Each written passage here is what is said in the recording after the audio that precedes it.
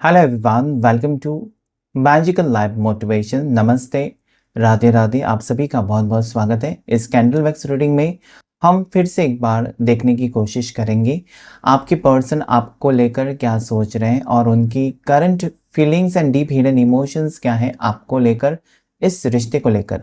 लड़का लड़की दोनों के लिए रीडिंग होता है। साथ ही साथ शादीशुदा हो सकते हैं, आप सिंगल हो सकते हैं, किसी भी टाइप के रिश्ते में हो सकते हैं। सिर्फ अपने पार्टनर को याद करके इस रीडिंग को देखिए, जो कि जनरल रीडिंग है, कलेक्टिव रीडिंग है और सभी राशि वालों के लिए यानी कि ऑल ज़ोडिएक साइंस के लिए रीडिंग होता है। पर्सनल रीडिंग में आप जान सकते हैं अपने बारे में, अपने पार्टनर के बारे में, आप दोनों के फ्यूचर के बारे में, जिसके चार्जेस होते हैं। मेरा नंबर आपको व्हाट्सएप नंबर स्क्रीन के ऊपर मिलेगा नीचे डिस्क्रिप्शन बॉक्स में। चलिए जल्दी से कैंडल को लाइट करते हैं। फिल्म के ऊपर फोकस करना है और अपने पार्टनर का नाम लेना है, चेहरा याद करना है। 3 से 7 बार उनका नाम लीजिए। एंजल्स एंड डिवाइन मुझे प्लीज गाइड करें, एंजल्स एंड यूनिवर्स मुझे प्लीज गाइड करें। देखते हैं इस वक्त आपके पर्सन, आपके पार्टनर क्या सोच रहे हैं आपको लेकर, इस रिश्ते को लेकर।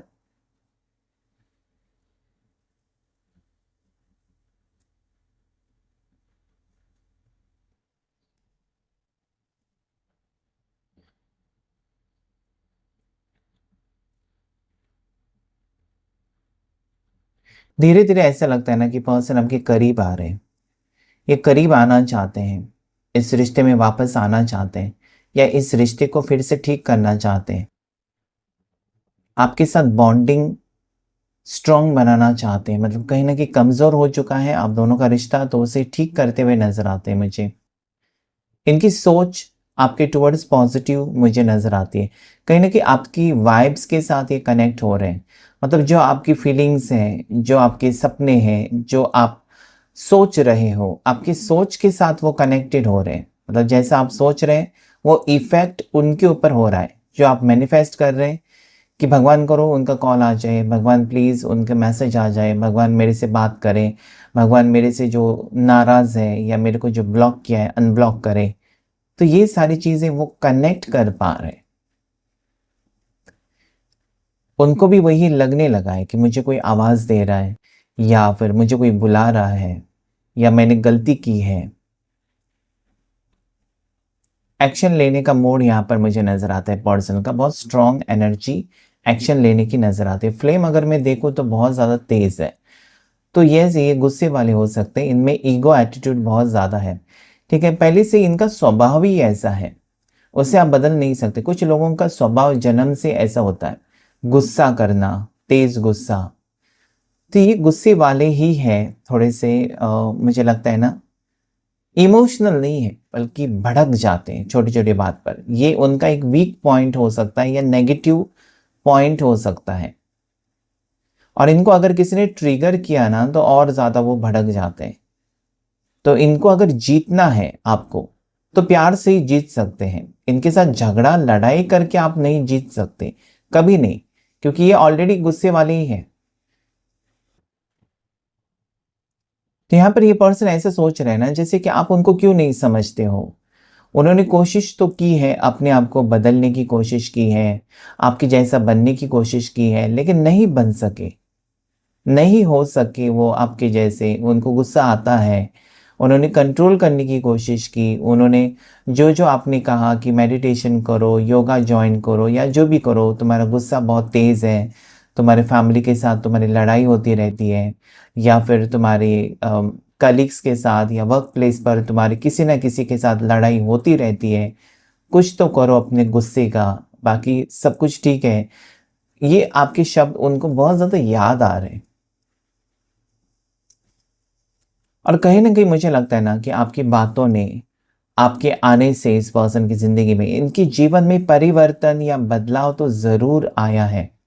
कहीं न कहीं आप उनको पॉज़िटिव फ़ील कराते हैं या फिर आपकी बातें इस पर्सन को पॉज़िटिव फ़ील कराती हैं।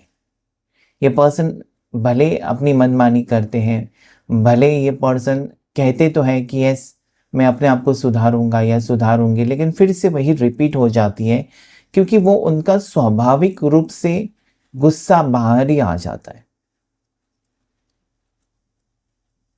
कॉन्सेंट्रेट नहीं कर पाते ये पर्सन इस रिश्ते के ऊपर या आपके ऊपर। बहुत बार ये निग्लेक्ट करते हैं आपको, उस बात को लेकर बहुत ज़्यादा सोचते हैं।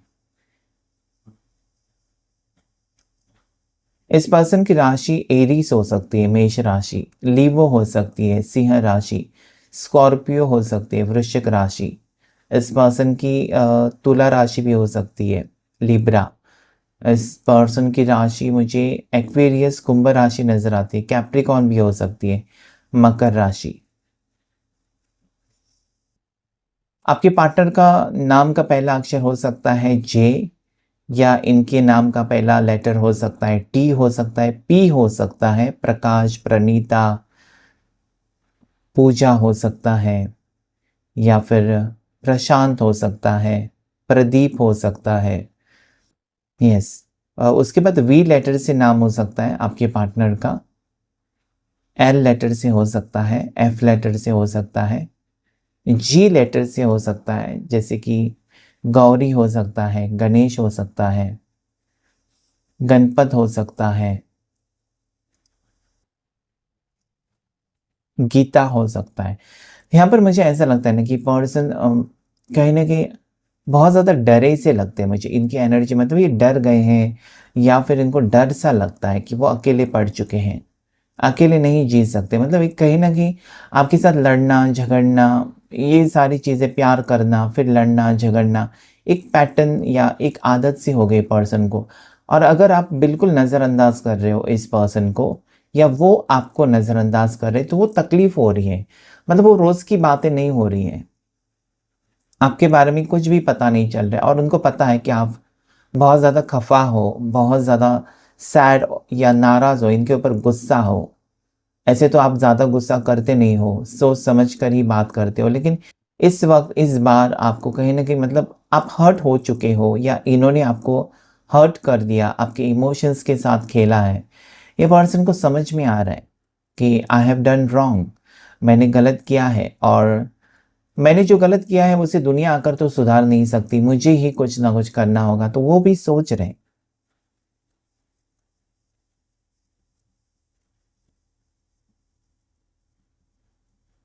अभी आप लोग अगर लॉन्ग डिस्टेंस रिलेशनशिप में हैं, क्योंकि यहाँ पर मुझे बहुत से लोगों का लॉन्ग डिस्टेंस रिलेशनशिप नज़र आता है, दोनों में बहुत ज़्यादा अंतर है, और आप सोशल मीडिया के थ्रू कनेक्टेड रहते थे, मतलब सोशल मीडिया से ही बातें होती थी।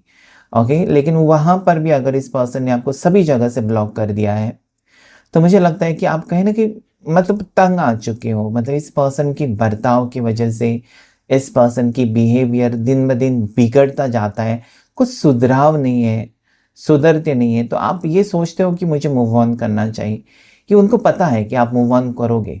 आप ऐसे इंसान के साथ क्यों रहना पसंद करोगे जो आपको हमेशा तंग करेगा, या तंग करेगी, या हमेशा आपके ऊपर चिड़चिड़ा स्वभाव, या कभी मुस्कुराकर प्यार से चार शब्द नहीं कह सकते। हो सकता है कि ये पर्सन अपनी फैमिली के जो प्रॉब्लम्स है उसका गुस्सा आपके ऊपर उतार रहे हैं। इनके इनके किसी के साथ झगड़ा या लड़ाई होती है तो आपके ऊपर गुस्सा उतार रहे हैं। इनके ऑफिस में या उनकी जॉब प्लेस पर, बिजनेस प्लेस पर पॉलिटिक्स चल रही है बहुत ज़्यादा, तो वो गुस्सा आपके ऊपर उतार रहे हैं। तो जब जब आप फ़ोन करते हैं या जब जब आप मैसेज करते हैं, गुस्से से ही रिप्लाई आता है, जैसे कि आपने सब कुछ बिगाड़ा।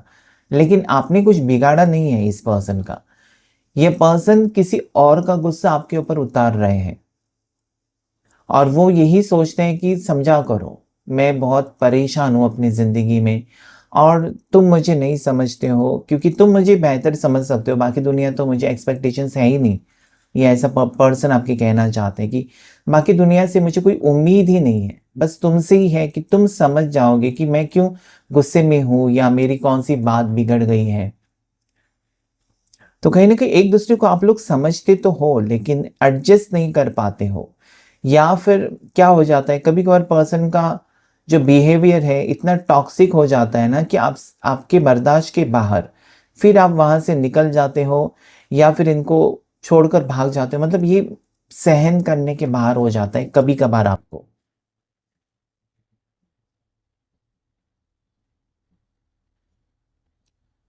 यहाँ पर मुझे ऐसा लगता है ना कि ये पर्सन ने हमेशा आपको एक ऑप्शन की तरह ट्रीट किया है, जैसे कि आप एक ऑप्शन हो, ठीक है? या अपने दोस्तों के साथ मौज-मस्ती करेंगे या फैमिली के साथ एन्जॉय करेंगे, पार्टीज़ पे जाएँगे, फंक्शन में जाएँगे और जब इनका मन बहलाना है, दिल बहलाना है, तो आपके साथ बात करेंगे। तो एक ऑप्शन, ठीक है? मतलब कोई नहीं तो आप हैं। मतलब अकेले पड़े हैं पर्सन और कोई भी बात करने को नहीं है, तब आपको कॉल करेंगे और घंटों बात करेंगे। नहीं तो बिल्कुल बात नहीं। तो कहीं न कहीं आपकी समझ में आता है कि एक जो होता है ना कनेक्शन कैसा होता है कि रोज़ाना आप कुछ वक़्त उस पर्सन को ज़रूर देते हो, 24 घंटे में से एक स्पेशल पर्सन को और उसकी हाल-चाल पूछते हो या बिना वजह के भी आप कॉल करके पूछ सकते हो, कैसे हो? क्या हो? मुझे तुम्हारी याद आ रही। वो नहीं होता है, कभी-कभार बिल्कुल होता ही नहीं है। और जब ये पर्सन का मूड होता है या जब ये पर्सन को सहारे की ज़रूरत होती है, पर्सन अकेलापन फ़ील करते हैं, तब ये आपको कॉल करते हैं, मैसेज करते हैं। ये आपको बर्दाश्त नहीं है। आप चाहते हो कि दिल से करें, इसलिए नहीं क्योंकि ज़रूरत है। ज़रूरत पर ना करें। ए लेटर से नाम हो सकता है आपके पार्टनर का। इनकी जो बर्थ डेट है 14 हो सकती है, 4 हो सकती है, अप्रैल बॉर्न हो सकते हैं आपके पार्टनर, अगस्त बॉर्न हो सकते हैं आपके पार्टनर। ऐसा मुझे यहाँ पर लगता है इनकी बर्थ डेट 6 भी हो सकती है, 16 भी हो सकती है, 26 हो सकती है। 6 लेटर प्रोमिनेंट है। एंजल नंबर 666 को आप क्लेम कर सकते हैं, जो कि वीनस का नंबर है, पॉजिटिव नंबर है। दोनों के बीच में दूरियाँ कम होती हुई नज़र आती है। यहाँ पर एक कछुआ नज़र आता है, यानी कि पर्सन का जो मूवमेंट है ना आपके टुवर्ड्स, अगर आप चाहते हैं कि आज ही कॉल आए तो नहीं आएगा, कुछ वक़्त लगेगा क्योंकि आपने देखा है टर्टल कितना स्लो चलते हैं, तो इनका मूवमेंट भी स्लो है। अगर आप सोचते हैं कि ये ट्रैवलिंग करके आपसे मिलने आएँगे, आएँगे ज़रूर, लेकिन मूवमेंट स्लो है। आप दोनों का रियूनियन होगा, हाँ, होगा ज़रूर, क्योंकि ये पर्सन आपको छोड़कर या फिर आपके बिना मुझे नहीं लगता कि खुश रह सकते हैं। इनको वो एहसास है कि आपको वो कभी भी जैसे कि वो आपको खो नहीं सकते या फिर आपसे दूरियां बना सकते हैं, आपसे नाराज़ रह सकते हैं या आप उनसे नाराज़ रह सकते हो, लेकिन एक-दूसरे से रिश्ता नहीं तोड़ सकते। मतलब वो डिसीज़न नहीं ले सकते हो कि चलो रिश्ता ख़त्म। ये नहीं हो सकता। मन ही मन में सोचते होंगे, लेकिन रियलिटी में वो करना बहुत मुश्किल आपके लिए भी है और उनके लिए भी है। तो ये रिश्ता ऐसे ही रहेगा। अभी हो सकता है कि परेशानी है या ऑन ऑफ सिचुएशन चलता रहता है। कभी ये पर्सन कॉल करते, कभी नहीं करते, आप परेशान हैं। मिनिमम कॉन्टैक्ट है इसलिए आप परेशान हैं या बिल्कुल कॉल मैसेजेस का रिप्लाई नहीं देते, इसलिए आप परेशान हैं। तो ये पर्सन मुझे लगता है ना कि बहुत बार आपसे झूठ भी बोलते हैं, ठीक है? कभी-कभार ये बोलते हैं कि मैं बिज़ी हूँ इसलिए कॉल नहीं किया या फिर मैं परेशान हूँ इसलिए मैंने मैसेज नहीं देखा या कॉल नहीं देखा। ये झूठ बोलते हैं, बहुत बार आपसे झूठ बोलते हैं, जो कि आपको पता है कि वो जानबूझकर आपको इग्नोर करते हैं। लेकिन आज इनकी फीलिंग्स अगर मैं देखूँ, तो ये पर्सन प्रूव करना चाहते हैं कि वो कहीं न कहीं आपको अपनी ज़िंदगी का हिस्सा मानते हैं।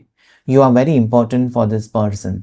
ये आपको खोने से डरते हैं। वो आपको एक्सप्रेस तो करना चाहते हैं, मतलब दिल में इनकी बहुत सारी बातें हैं ना जो ये छुपा कर रखते हैं या छुपा कर रखी है, जो आपको कहना चाहते हैं।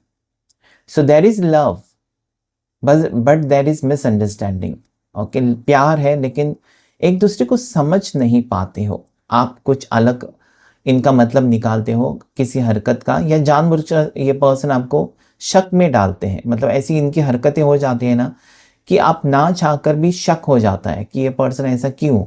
मेरा मैसेज देखकर रिप्लाई क्यों नहीं दिया? किसी और के साथ है?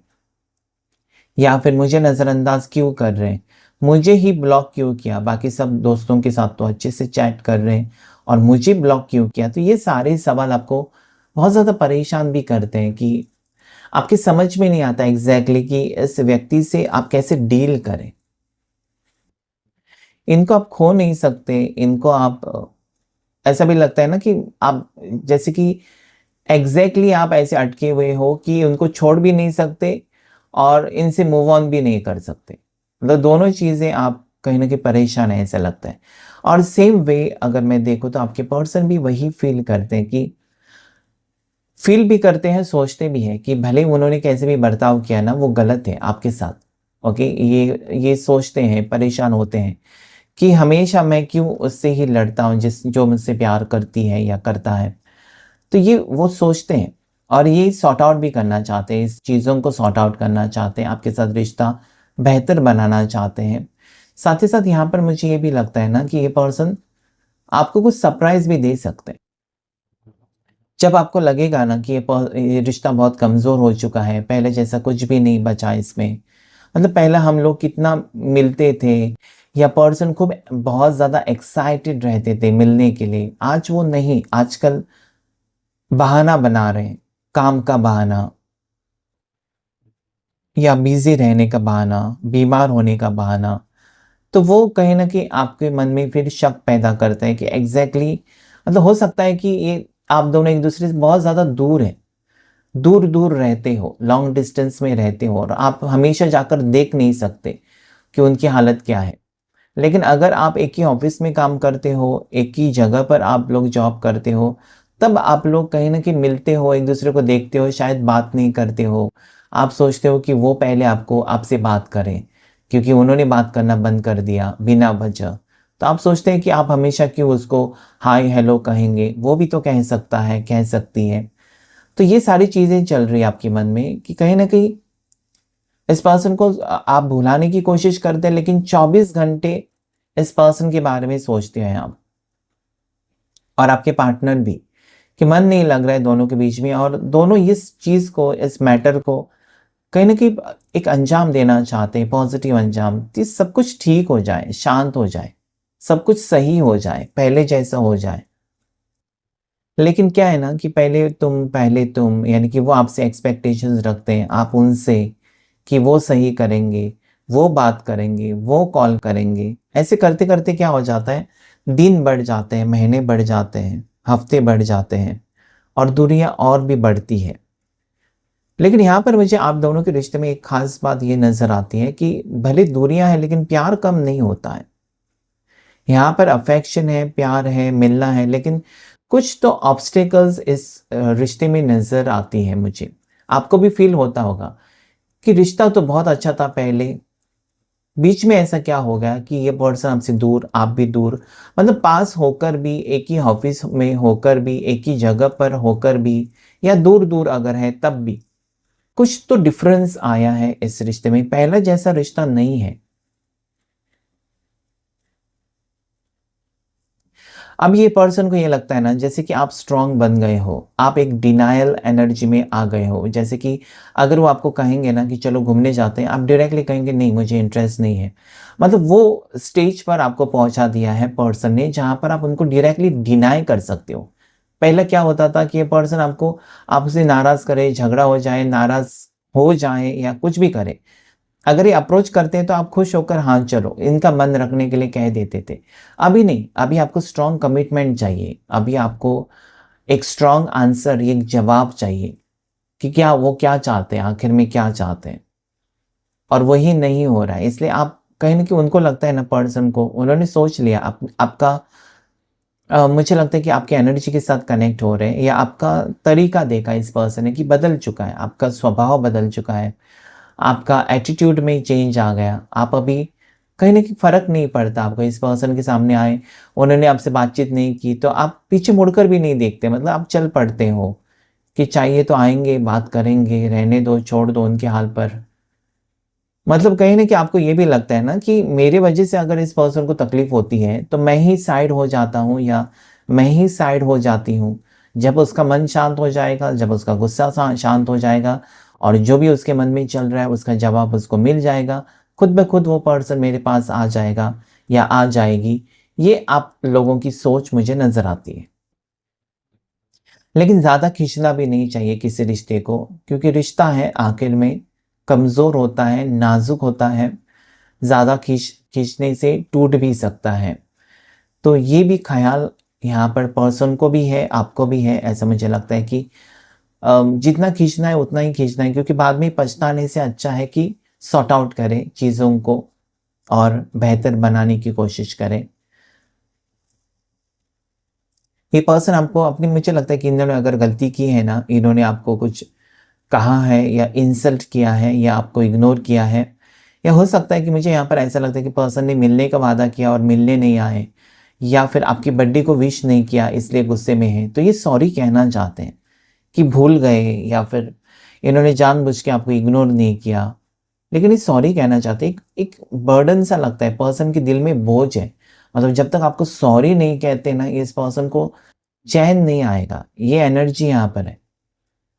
अगर सॉरी कहेंगे ना तो डेफिनेटली ये पर्सन शांत हो जाएंगे, मतलब एक कह दिया मैंने, चलो अभी सॉरी कह दिया, बाकी आपके ऊपर छोड़ना है उनको कि माफ़ करेंगे तो करेंगे। यहाँ पर यूनिवर्स आपके फेवर में कुछ चीज़ें करना चाहते हैं। आपका टाइम बदल रहा है, जैसे कि ड्रॉप्स घूम रहे हैं गोल गोल, तो व्हील ऑफ फॉर्चून की एनर्जी, कहीं ना कहीं जो बुरा वक्त था वो जा रहा है और एक अच्छा वक्त आपकी ज़िंदगी में आ रहा है।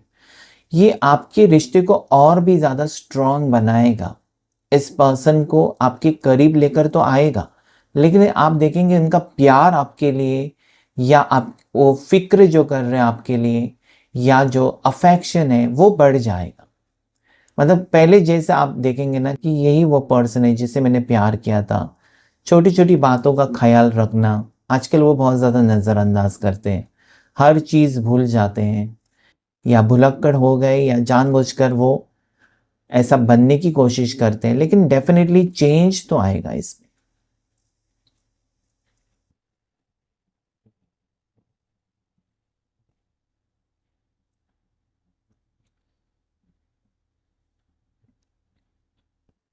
इस रिश्ते को ऐसा लगता है ना कि किसी की बुरी नज़र भी लगी हुई है, जिसकी वजह से आप दोनों के बीच में बात-बात पर झगड़े होते हैं, या मैसेज आप चैट भी करते हैं ना, वहाँ पर भी गलत मीनिंग सोचकर पर्सन गुस्सा करते हैं, अचानक ब्लॉक कर देते हैं, बिना पूछे कि क्या बात है, मतलब कौन-सी बात उनको बुरी लगी है। आपको समझ में भी नहीं आता कि कौन-सी बात उनको तकलीफ़ दे रही है, ताकि वो बात आप ना करें। लेकिन ये कभी-कभार आपको कहते हैं, कभी-कभार नहीं कहते हैं, मन ही मन में रखते हैं बहुत सारी बातें। कम बात करने वाले पर्सन हो सकते हैं, बहुत ज़्यादा कम बात करते हैं। इनको अकेले में टाइम बिताना अच्छा लगता है, या फैमिली के साथ ही टाइम बिताना अच्छा लगता है, और आप है कि आपको घूमना-फिरना, आउटिंग, ये बहुत अच्छा लगता है, जैसे कि लाइफ़ एन्जॉय करना। और ये पर्सन को वही स्वभाव आपका बहुत अट्रैक्ट करता है कि आप ऐसे, मतलब एक चाइल्डिश बिहेवियर आपका हो सकता है, मतलब ठीक है, किसी चीज़ को लेकर ज़िद्दी हो जाना, या फिर छोटी-छोटी बातों में खुशी ढूँढना, ये आपकी आदत हो सकती है। और आपके पर्सन जो है उनको ये सब चीज़ें नहीं, वो मैच्योर्ड पर्सन जैसे बिहेव करते हैं। एक तो आप दोनों के बीच में एज डिफरेंस हो सकता है बहुत ज़्यादा, बहुत ज़्यादा का मतलब होता है 8-10 साल का, 4-5 साल का नहीं, 8-10 साल का डिफरेंस हो सकता है, उससे भी ज़्यादा। तो मुझे लगता है कि दोनों की सोच अलग है, दोनों की फैमिली बैकग्राउंड और तौर तरीके भी अलग हैं। शायद दोनों की कास्ट ही अलग है, ठीक है? दोनों का बचपन जो गुज़रा है वो अलग-अलग हालातों में गुज़रा है। यही तो होता है लव में, कि जब 2 इंसान मिलते हैं ना, दोनों की, उसकी आदत, आपकी आदत बहुत अलग-अलग होती है, और उसी एडजस्ट करके ही आप आगे बढ़ते हो, उसे रिश्ता कहते हैं। तो कुछ लोग नहीं कर पाते, और वो फिर उनका लव जो है, प्यार जो है, वो वहीं वहीं पर ख़त्म हो जाता है, क्योंकि एडजस्ट नहीं कर पाते।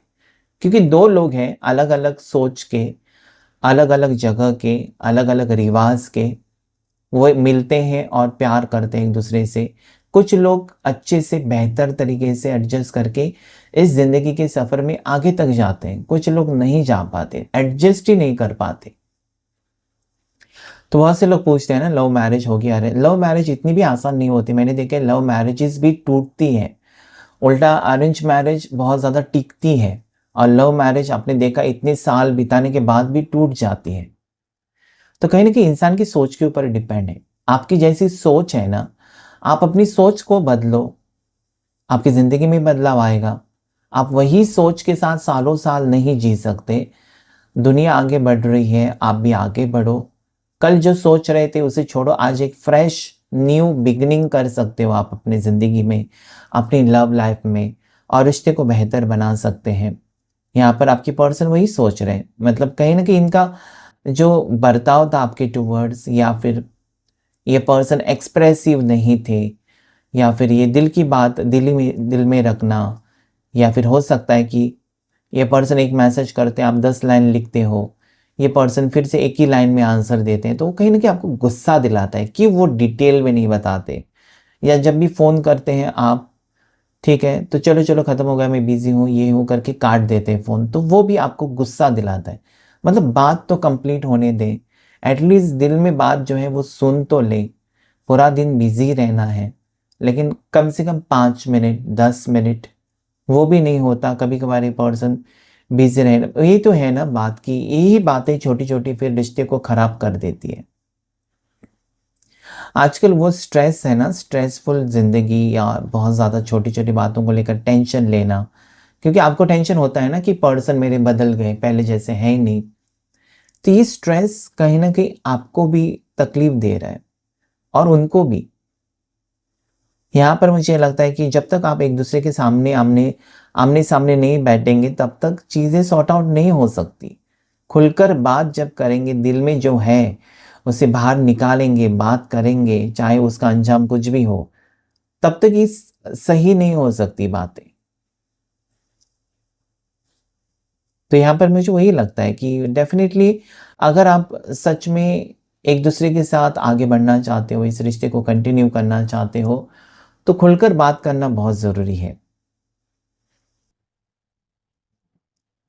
अगर मैं यहाँ पर सिम्बॉल्स की बात करूँ, तो मुझे यहाँ पर हार्ट सिम्बॉल्स नज़र आते हैं बहुत सारे।